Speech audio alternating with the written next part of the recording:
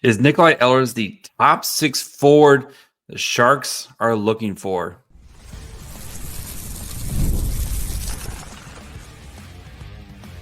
You're Locked On Sharks, your daily podcast on the San Jose Sharks, part of the Locked On Podcast Network, your team every day.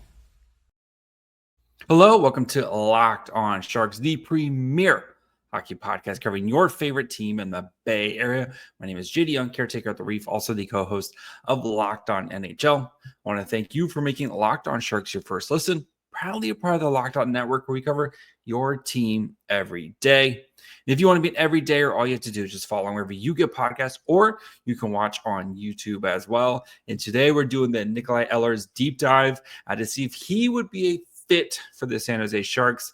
This is the last of the super sexy free agents that I'm going to do, and then we'll start to kind of spread it out a little bit more. But I do want to do a full Ehlers deep dive, since he, again, one of the big names in free agency. So we'll kind of look at his past, look at his production, look at where he'd fit. More importantly, what a contract would look like, and if it'd be worth it for the Sharks. So before we get to all that, do want to let you guys know that today's episode is brought to you by FanDuel. Right now, new FanDuel customers can get $200 in bonus bets if your first $5 bet wins. All right, so Nikolaj Ehlers, the last, I think of, you look this free agent class of kind of the really big names, like the cream of the crop, right? You have Marner, you have Brock Boeser, you have Aaron Ekblad, and I think Ehlers is that kind of last guy where I think everyone's kind of circling, how would these guys, I think, kind of set the tone for free agency, right? With these here, I know a lot of people are, every time I do one of these big name ones, people are like, well, Sharks should just draft and develop, and that's what they should do. It's still, again, you want to just more of a thought process and where this would fit. And Ehlers, I think, out of all the guys we've talked about so far, especially with the big ones, he might make the most sense because of what he brings.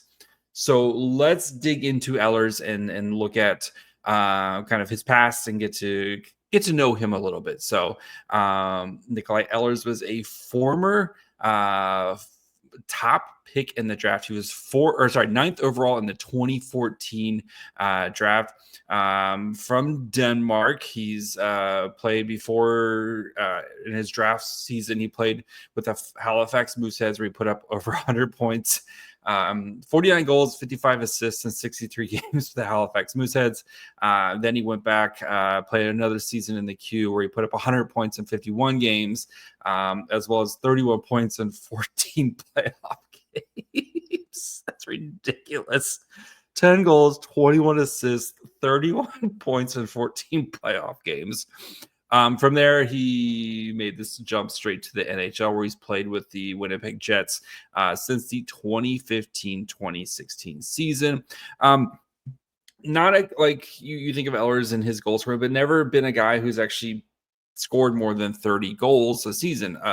He's very consistent in that kind of 20 to 29 is where he's actually maxed out, but he's, as long as he's healthy, you're looking at a 20 goal scorer with him. And over the past couple of seasons, this year he had 24 in 69 games, very nice. 25 goals in 82 the season before that, 12 and 45 in that 22-23 season, 28 goals in 62 games a year before that. During the COVID bubble, he 21 goals and 47, and then he's basically been a walking 25 goals, just we joke about Tyler Toffoli, but you could pretty much pencil in 25 goals for Nikolaj Ehlers. So that's kind of what he's done so far in the past. This season for the Winnipeg Jets, he's in the last year of his 7-year deal at $6 million. He's 6 foot, 172 pounds. Not the biggest guy. Just turned 29. He's a Valentine's baby. So he just turned 29. So this contract whatever contract, right, if you're looking at 7 years as a maximum, will run through his age 36 season. But 69 games, 24 goals, 39 assists, 174 shots on goal, 1548 average time on ice. Put a pin in that. Corsi for 52.75%, goals for 63.33%. So like when we know Winnipeg, very good team, right? Last I checked, they were the President's Trophy winning team this season as one of the best teams in the NHL, or they were the best team in the NHL in the regular season. Very deep team, right? You've got a lot of different guys who can contribute on this team. So like he wasn't really asked maybe to kind of play as heavy as a role, but again, put a pin in that. So for Ehlers and kind of looking at his stats and his analytics here, Ehlers is a 86th percentile player playing second line minutes, 81st percentile offensively, defensively, pretty solid numbers as well. Plays a ton on the power play, of course, as you would expect. The Jets power play was absolutely ridiculous. Penalty, and doesn't really play shorthanded minutes, which it's fine. Like that's not what you're really expecting from him. This season on the power play, he had 6 goals on the power play. And then he also had another 16 assists on the power play as well. So looking at his advanced hockey stats from JFresh Hockey, 94 percentile player over the past 3 years, is again, but the time on ice, third line player. So 95% offensively, finishing 75%, 78%, 90% goals, 91% first assist, 59% competition, 61% teammates. So guy who's been kind of buried a little bit on the Jets. Again, very good and very deep team, but has faced a little bit weaker competition, but has done what you would want, right? And he's the guy who has taken advantage of playing some of this weaker competition. Looking at his hockey stat card, plus 8.5 offensive rating, plus 2.9 defensive rating. They have a little bit higher defensive rating for him as a plus 11.4%. All those numbers are kind of in that 85 to 95 percentile range. So like when he's on the ice, which not as much as some of these other guys that we've looked at, he's still he is very effective in when he is on the ice. Player percentage, like his player usage, effective top 6 forward, gets a lot of offensive zone starts, as you would expect. Again, the quality of competition not as high as some other players. But looking at his all 3 zones, he is again super effective at basically everything: generating offense, passing, like creating high danger opportunities. His zone entries, he's very good at transporting the puck from point A to point B, and even in the defensive zone, like the retrieval rates are very, very good, which is, again, the Sharks could use more of that. So he is a highly effective player when he is on the ice.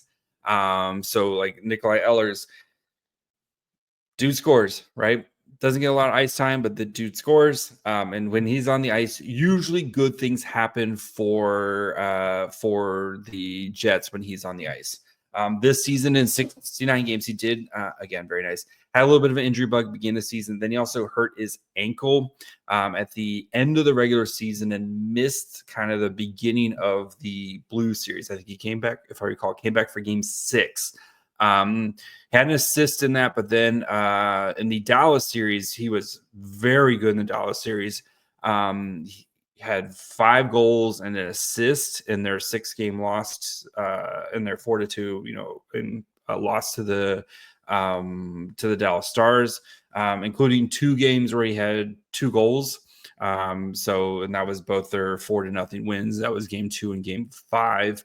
So Ehlers did have a really nice series for the Winnipeg Jets, and this coming off of last year where he only had 2 assists in their first round exit to, I believe it was the Colorado, if I remember correctly. So, a guy who's maybe not had a lot of playoff success, and we can, there's always that, like, well, was he doing the playoffs? It's like the Jets, they haven't really gone a lot of deep runs. And is that Nikolaj Ehlers' fault? Is that the team's fault? conversation for somebody else, but in his limited time, he has had some, playoff success for them. And I think that Dallas series, he was very good in that series as well and scored a bunch for them as well. So we're going to talk about kind of where the fit would be.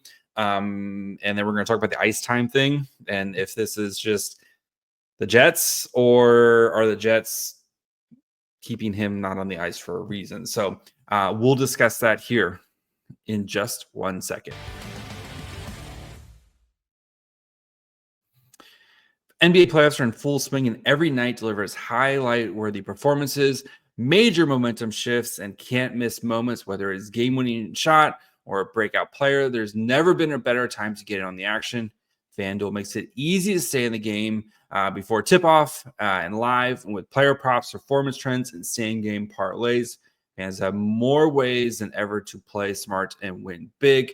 Anthony Edwards, pretty fun guy to watch. Or you have SGA, like two really fun players to watch in the Western Conference. So if you just want to kind of maybe group those guys and, take the over on points because everyone likes rooting for points, that sounds like a really fun time to me. So if you're new to FanDuel, it's the perfect time to sign up. Head to FanDuel.com and place your first $5 bet. If it wins, you'll get $200 in bonus bets. Make every moment more with FanDuel, the official sports betting partner of the NBA.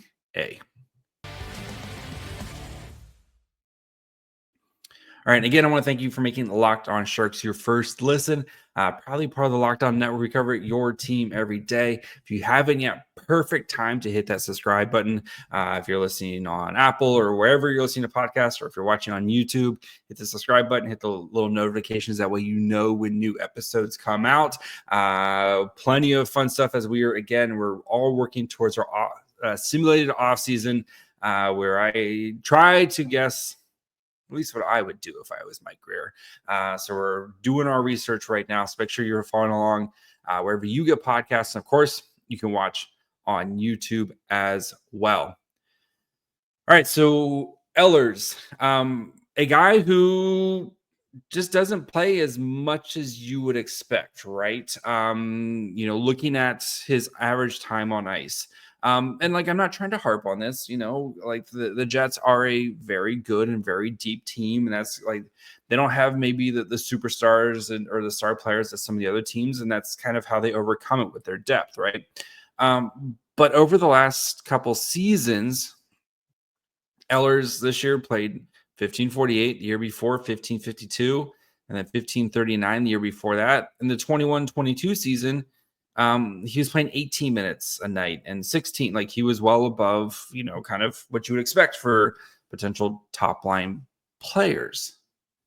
But Ehlers is playing, second, third line minutes for the Jets. So, yes, again, Jets are very good. They've been one of the best kind of regular season teams over the last couple years. And when you have just looking at their depth chart, right? It's one of those things Velarde's come in and has been really good for them. You look at I think he's a guy that they're going to be looking to extend here. You have, Cole Perfetti, you have Connor, Kyle Connor. You have Niederreiter. They have a lot of dudes, right?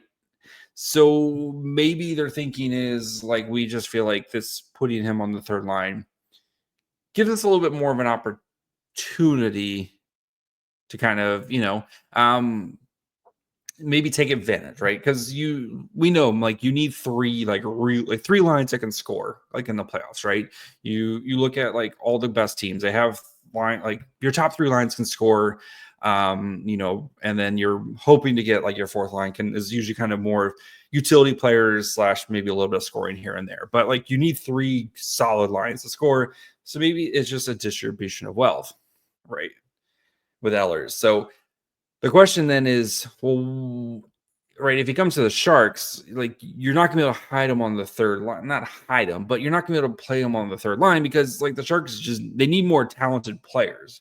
We did the projected lineup, when we kind of first started this process. And Will Smith right now doesn't really have any wingers that you would feel good about going into it.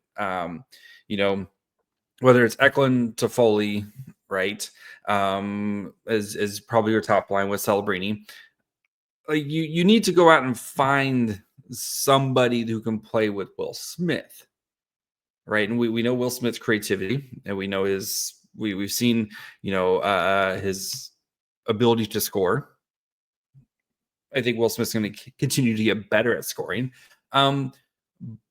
But I think for Ehlers, like, this is going to be potential opportunity for him to carve out a bigger role, because the Sharks just don't have players, right? And I know a lot of people are going to say, well, you have like Musty and Haltonen and all these other guys coming. Yeah, but none of those guys are playing in the NHL this year. Or maybe in the next couple years, right? Like, if we're being realistic, like, none of those guys, even if they're playing, are they making a massive impact right away? And the good thing with Ehlers is, if you do sign him to a contract, maybe he's one of those guys that, like, you can, again, as we've seen with the Jets, maybe he starts out as a top 6 guy.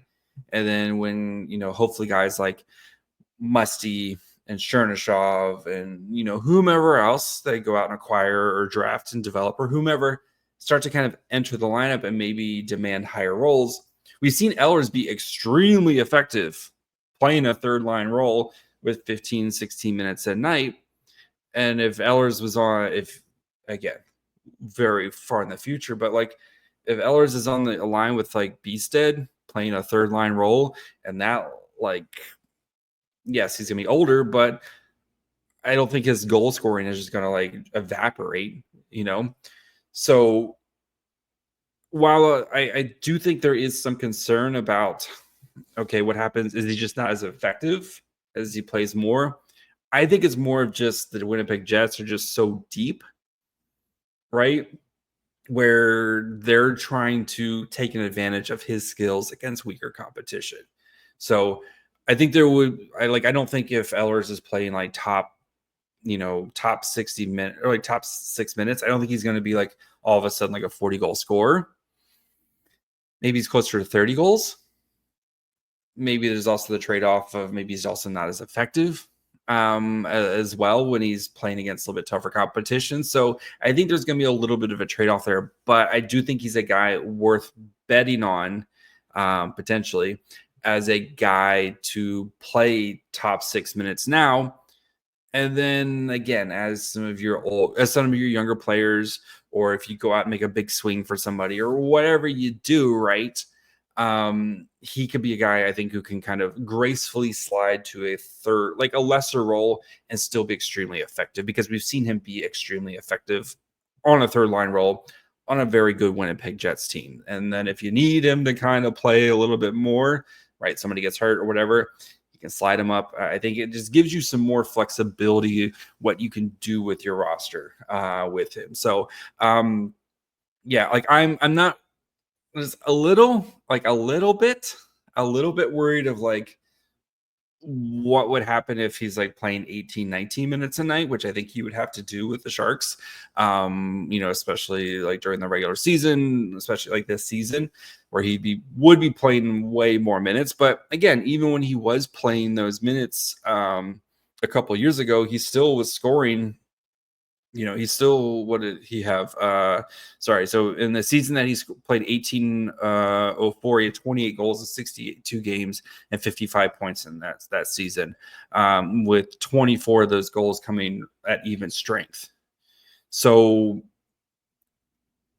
like, I think there's a realistic chance that he could be underutilized with the Jets, and maybe he does pop off and have that 35 goals season where he's being kind of utilized a little bit more and asked to do a little bit more. But then, I mean, again, on the other flip side, right, he's a little bit smaller guy, 172 pounds, and maybe it's the Jets were utilizing him in this manner to keep the wear and tear down. So big question for what Mike Grier would have to do, or kind of with that with Ehlers. The hope is the Sharks have a ton of big boys coming. having some of those big boys on the line with him would maybe help to kind of limit some potential wear and tear there. But I do think, though, with Ehlers, like overall, I do think there is an opportunity for him to earn more playing time on a team like the Sharks that has a bajillion minutes to give out, and for him to maybe have that banana season where he's 35 goals, right? Because he's playing more, and he's become more of a focus in the offense instead of kind of being a, second or third banana. A lot of banana references with the Jets. So we're going to look at the contract and kind of discuss if it's worth it at the price here in just 1 second.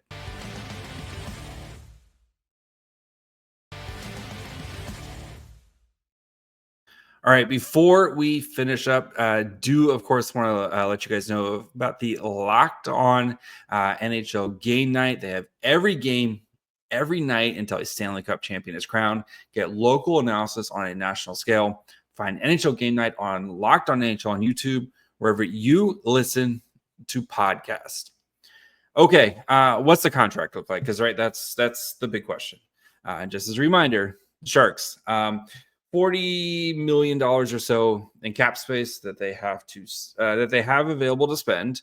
Probably need to spend about $20 million or so just to kind of get comfortably over the floor, right? The Sharks do have, I know they made a roster move this week by re-signing Fasanio. I always forget how to say his name. Anyway, who's probably going to be fighting for a roster spot, but still, like the Sharks still, like, they have plenty of opportunities and plenty of cap space, and like they need to add players this off season. So